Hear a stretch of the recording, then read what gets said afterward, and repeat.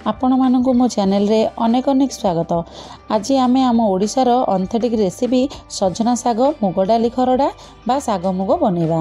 यह बहुत tasty and healthy रहिबो। वीडियो को प्रथम शेष पर्यंत देखंतु। आशा करबी आज रेसिपी आपण मानकु पसंद आसीबो। तो वीडियोटी जदि भल लागि थाए लाइक करंतु, शेयर करंतु आ जदि चैनल रे नुआ तो मो चैनल को सब्सक्राइब करनियंतु। तो चलंतु स्टार्ट करने आज रेसिपी। प्रथमे साग मुग मुझे गोटे बिड़ा सजना साग को नहीं भल भाव में धोईकी नहीं यह भल भाव में बाछि नेबा। मन रखु यह पत्र को भल भाव में गोटी गोटी करके बाछि नेबा।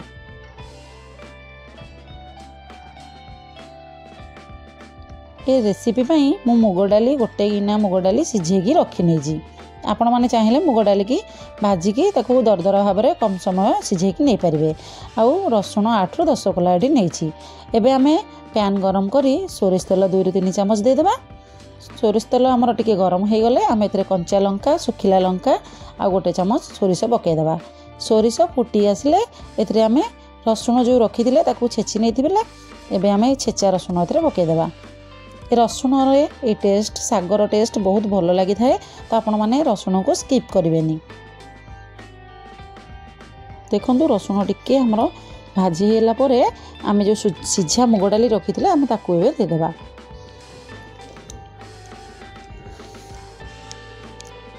एको आमे किछि समय कवर करनेले हमर तो मुग डाली प्रथम रु सिझी जाइछि। एबे आमे एथिरे स्वाद अनुसार लूण देदेबा।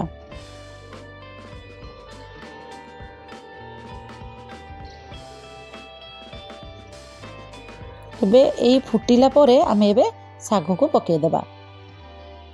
मन रखु साग पकईला परे सांगे सांगे आमे याको कवर करवानी नले सागर कलर चेंज हो जिवो। तो सागर कलर चेंज हो जिवो बोले मोटी कवर करनी। देखंतु धीरे धीरे से साग दबी गला परे आमे याको उलटाइबा।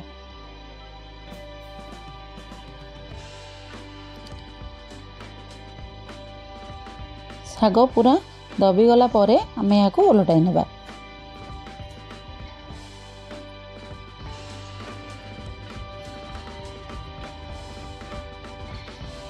देखो साग ए दबी गला आम यहाँ ओलटाई नेबा। आउ आकु 2 ରୁ 3 मिनिट छाड़देबा सिझापी। देखो एबे आमर रेडी हो गला सजना साग मुग डाली।